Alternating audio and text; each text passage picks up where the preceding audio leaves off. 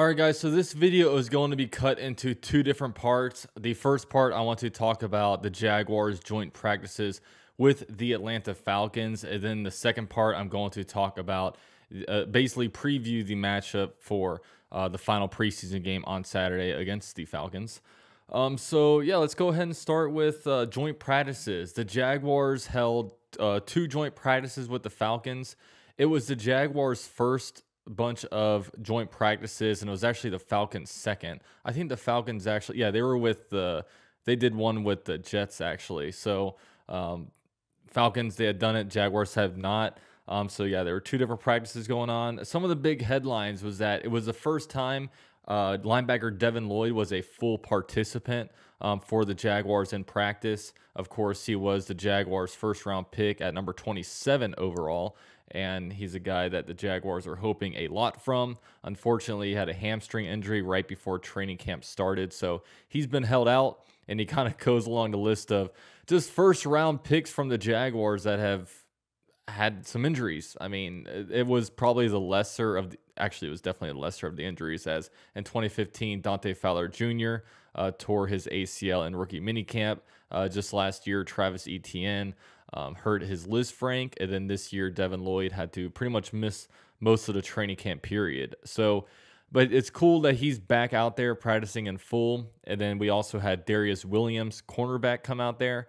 He's recovering from off-season shoulder surgery, so that's good to have both of those guys back in there. And it looks like, you know, there's a good chance our defense will be like really like a full group and like kind of like full speed. Sorry, my recording thing is freaking out a little bit. And more injury news: James Robinson is back, but he was out there with a yellow jersey, so he was kind of a limited participant. But, you know, I did see one throw where Trevor Lawrence threw it to him on a wheel route, and he looked pretty good out there. So it's exciting to have James Robinson kind of back out there in a limited capacity. They did make the announcement not too long ago that James Robinson is expected to play week 1 against the Washington Commanders. So really heck of a recovery by James Robinson, who tore his Achilles in December. And then now he's going the Cam Akers route and recovering pretty quickly. So that's really, really cool and really, really positive news. Now, some other things kind of coming away from this. We really didn't get a lot of information out of this just because not all the Jacksonville media really made it out there. But from some of the guys, like I saw the Jaguar social media team tweet out that, you know, a couple of videos of Foye Oluokun having what would have been a pick 6. Also, Chad Muma got an interception after a tip pass. So the linebackers kind of showed out a little bit.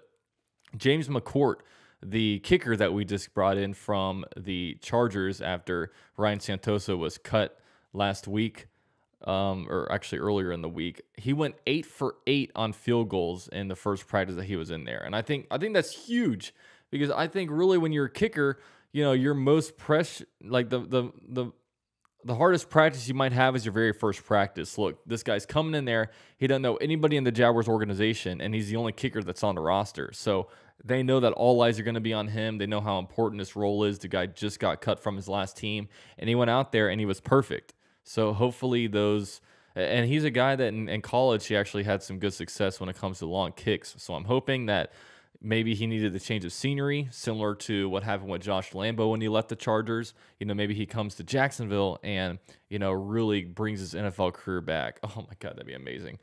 Because the kicking the last couple of years just hasn't been great, and he also has a big leg, so he can get those touchbacks. So we'll look at James McCourt in this next preseason game, which we'll talk about a little bit later. And from what reports said, like the Jags offense got the better of the Falcons, it sounded like, which is good to hear. I mean, I'm not, you know, this is what the experts are saying. I don't want Falcons fans to get mad at me, but the experts are saying that the Falcons aren't supposed to be very good this year. So hopefully, you know, with the Jaguars really, you know, they're in kind of year 3 of a rebuild, and Falcons are in year 2 of a rebuild, and they don't really have a set quarterback in play. I mean, they don't know what their quarterback situation is going to look like in 2025. You know, is Desmond Ridder truly the guy? You know that Marcus Mariota probably isn't, but he's in there for the time being. So we'll see. So Trevor Lawrence, once again, a couple good practices. He's showing out Had some good throws. Had Marvin Jones had like a one-handed catch in the end zone. So we'll, I guess, continue to see. I mean, I think practice is going to be closed pretty soon. So now, pretty soon, all that's going to matter is those Sunday practices, or those Sunday games, I should say, where wins and losses matters and reps are more important. So we're going to get over there soon. So productive 2 days of practice for the Jaguars. We're going into this game, or we're going into regular season pretty healthy. I mean, you couldn't really ask for a lot more. Some backups kind of knocked up like Will Richardson, but yeah, it looks like we're looking pretty good on the injury front. Now, to preview Saturday's game, a big reason why I'm not doing a separate video for this is because most of the starters will not play. So we're not going to see Trevor Lawrence in there.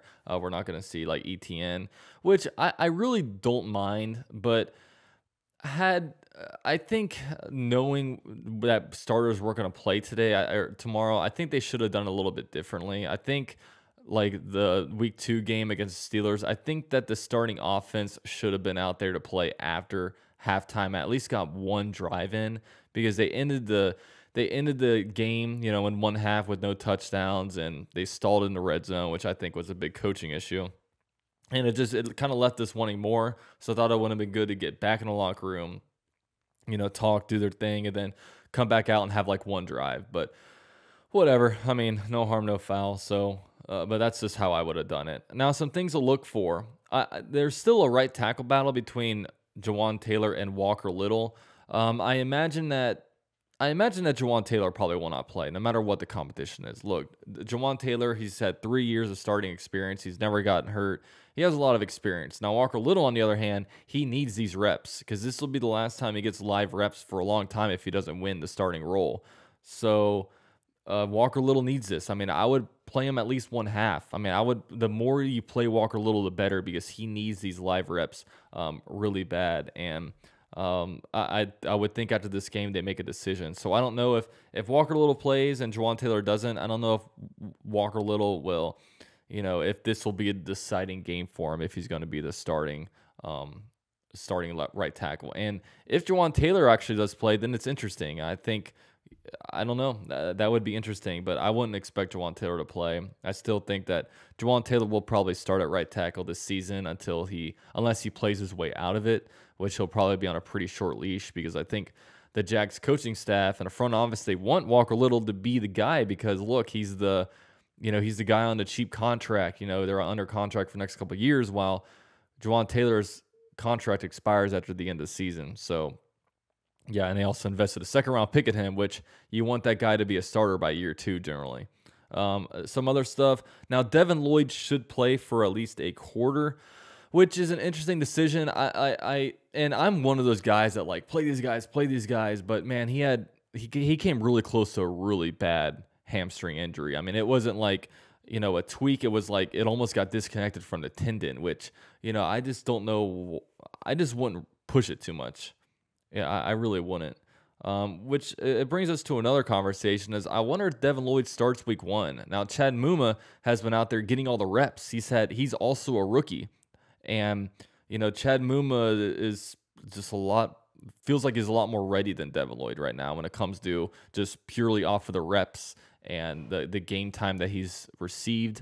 So I wonder if we see maybe Chad Muma start week 1 or week 2, and they slowly put Devin Lloyd in there. But you got to think that Devin Lloyd's talent will ultimately precede him, and like he's gonna be able to get in the game sooner rather than later. But again, I don't know enough about injuries to be able to diagnose what should be happening. But I mean, if he plays on Saturday, then the coaching staff probably has to feel pretty comfortable with it when it comes to their communication with the team doctors.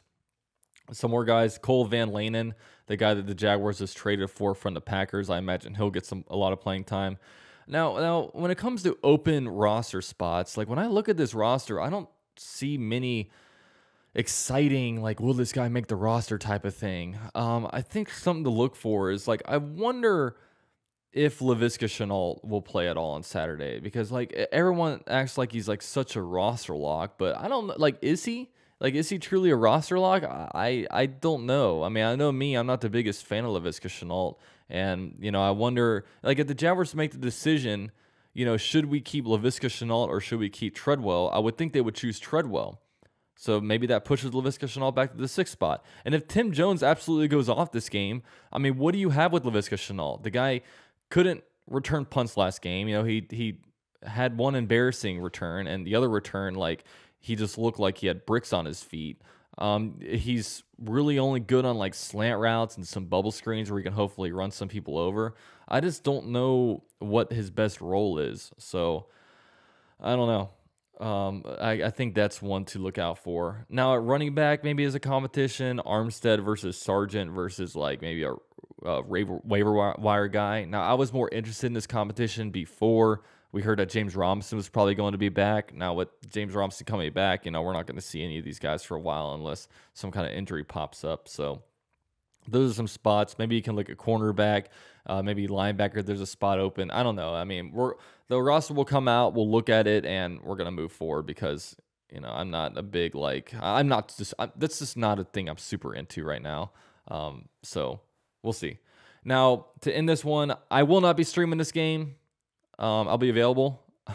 I'll be watching it, but let's be real. If you guys have been around for my live streams, you know we're really interested when the stars are playing, and then the backups go in, and then the stream goes off the rails.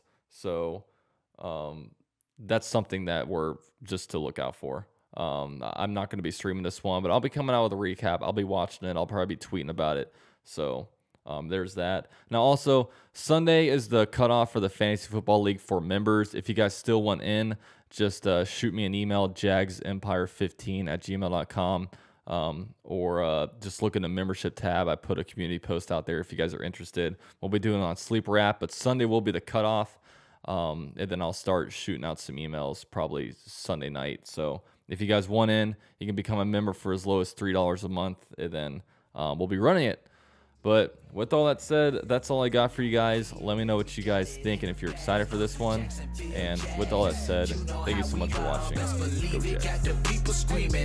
Okay, Jacksonville Jaguars. Too much for your crew to handle. Keep it lit, and this is the #1 YouTube channel by UCF Jaguar. Yeah, we about to blast off. If you've been a fan, then this is the dopest platform. Yeah, never hold back. Gotta represent for the teal and black.